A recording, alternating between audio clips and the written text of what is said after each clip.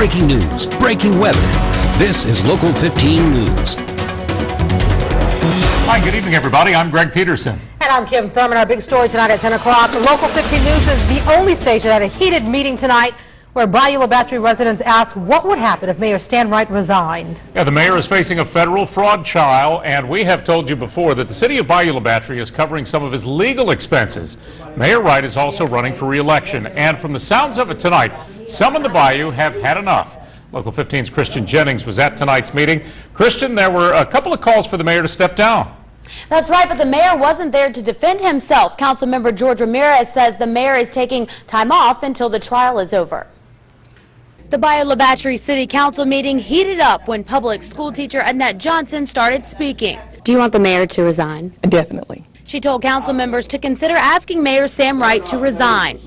I think it's time. I asked him personally the other day to take into consideration his family and let the citizens of this city move forward with the council as it be. Johnson planned to confront the mayor again tonight, but his seat was empty. When the water gets a little bit too stormy, he'll move along and find a shelter. My opinion, in times like his, he needs to be here to do the city business. Wright faces a 15-count indictment in an alleged land swap deal involving FEMA funds after Hurricane Katrina. But in a separate suit, a Bayou La Battery police captain is suing the city, Mayor Wright, and 3 councilmen over allegations that they retaliated against him for cooperating with the investigation. Last week, the city council approved a $13,000 payment for attorney fees. Those payments are on behalf of the city as an entity in the civil lawsuit, and if the mayor were to resign today, those fees would continue to go on. I'm a citizen here. I'm concerned. I'd like to see the money answered for appropriately. Councilmember Ida Mae Coleman agrees the taxpayers should not be responsible. The Alabama League say you're responsible for what you say and what you do as a city council person and as the mayor of a town, so you have to be responsible for your action. And the federal trial involving the mayor begins May 21st. Kim? All right, Christian, thanks a lot. Well, authorities in Pritchard are looking for answers to another outbreak of suspicious fires. The latest happened on Wilson Avenue. The city's fire chief says their properties were all vacant. The remains of the charred buildings were demolished today. Local 15 News found one man who says he had just purchased one of the 3 destroyed buildings and planned to make it a sports bar. Work and try and build something and somebody destroy it. That's why I'm going back to Baldwin County. Well, the building right next door was used to store local churches, pews, and equipment. This now makes a total of 7 suspicious fires in the last month alone. That includes the fire that destroyed the former Harlem Duke nightclub. Investigators are still working to figure out what caused these latest fires and if they are the work of an arsonist. 3 teenagers arrested for a terrifying armed robbery will make their first court appearance tomorrow morning. Pritchard police say they caught 17-year-old Marquise Baker, 18-year-old Maurice Baker, and 19-year-old DeMarcus Campbell red-handed inside the Galaxy nightclub before they could get away. Now, police say that the teenagers were armed with pistols and an AK-47 and robbed not just the club but the patrons inside. One woman told us she was forced to get on the ground, and one of the masked robbers told her not to move or he'd blow her brains out. The club's owner saw it all happen. He was watching from surveillance cameras in his home, and he called 911. A violence like that nightclub robbery has Pritchard's police chief calling crime a citywide emergency. In fact, he's asking for the city to find a way to hire more police officers. He says with so many weapons on the streets, Pritchard needs to do more to combat violence and keep residents and officers safe. You think about the AK and that it has a 30-round clip in it, and the damage of the death that could have resulted from that weapon alone. In fact, the chief says he staked out and tackled a robbery suspect himself at an auto parts store Sunday. Pritchard Mayor Ron Davis says he is all for using emergency funding to hire new police officers. Councilmember Earlene Martin Harris told Local 15 News she prefers a different approach, using some of those emergency funds, but utilizing cuts in other areas to help fund the need for the police department. The issue will likely be brought up on Thursday for a vote. Foley police say a teenager beat, choked, and raped a 77-year-old woman. Tonight, he is behind bars. Authorities say 19-year-old Stephen Scott went door to door on West Myrtle Avenue, asking residents if they needed any work done for money. Police believe that's how he targeted his victim, and it was that victim and other neighbors who helped track him down. The teen has been arrested before for breaking and entering. Police say the attack left the 77-year-old woman traumatized, and she is receiving counseling. The city of Daphne may purchase some homes in Alabama's largest subdivision to address a recurring flooding issue. Last Wednesday, after torrential rains, at least half a dozen homes in Lake Forest flooded, and those families say this isn't the first time it's happened. Local 15's Andrea Ramey joins us now. Andrea, the cost to fix the flooding issue could end up costing more than just buying out the homes involved. Yeah, that's right, Kim. It will cost hundreds of thousands to upgrade the drainage system. The city says it's pursuing federal grants that would cover the cost of that, but it's also eyeing federal money that would cover the majority of the cost of purchasing these homes that repeatedly flood. It's mentally draining. For the second time in 3 years, the McCall family is having to rip out their flooring and drywall due to flood water rushing into their Lake Forest home. It's a mess. You've got your bedroom furniture in the dining room. The kids' furniture is all pushed together because we ripped up the carpet. Winona McCall says the water rushes over Highway 90 and into her backyard. This is video she took of her family sloshing around in it last week. Where do you think this water is coming from? From the Bass Pro Shop and that whole shopping center over there, because we didn't have this. Everything that they've steadily built piece by piece by piece and added on, it's gotten worse and worse. McCall says they purchased this home in 1995. She says it flooded for the first time in 2009, then again last week. What's the city doing to address that issue? Well, I think that we have a multitude of options.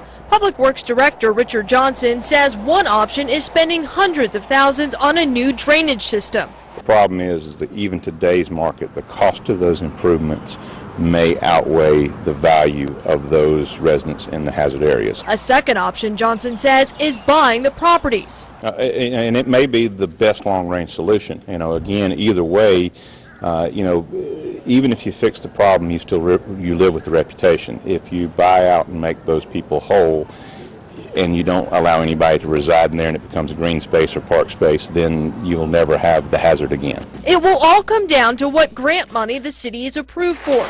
In the meantime, McCall says her family and others on this street are trying to figure out what their options are, so this doesn't happen again.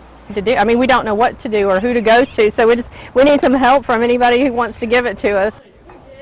The city says it already applied for grant money to address this issue but was denied in the past. The Public Works Director says that because of this latest rain event and all the damage that occurred as a result of it, that they may actually get approved this time. Let's hope so. It's a problem they've been dealing with for a while. Andrea, thanks a lot.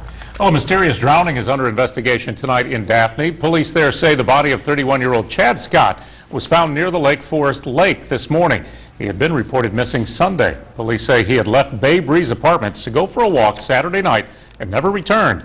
An autopsy will be performed to determine an exact cause of death. Right now, police say there were no obvious signs of violence, and they are treating the case as an accidental drowning.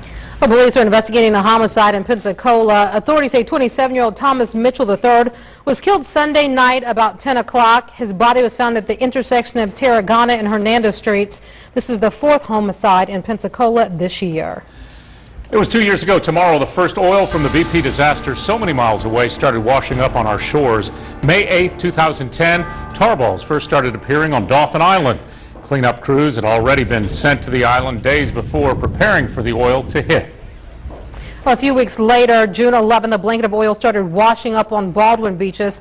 This is what folks faced as they headed down to the shore. People we talked to back then were absolutely stunned by what they saw. And a distressing discovery off the coast of Orange Beach this past weekend. Dredge contractors uncovered a submerged oil mat near the Outcast Marina there. Officials say the mat was immediately moved off-site, but underneath it even more oil was found. Samples of that oil has been taken to determine where that oil came from. Well, South Dakota Beef Company is closing down its processing plants in 3 states, all because of the controversy over that product called pink slime. 650 people will lose their jobs when the plant closes at the end of the month. The company says unfounded attacks over a product they called lean, finely textured beef have hurt their business. To make the beef, bits of meat are heated and washed with a small amount of ammonia.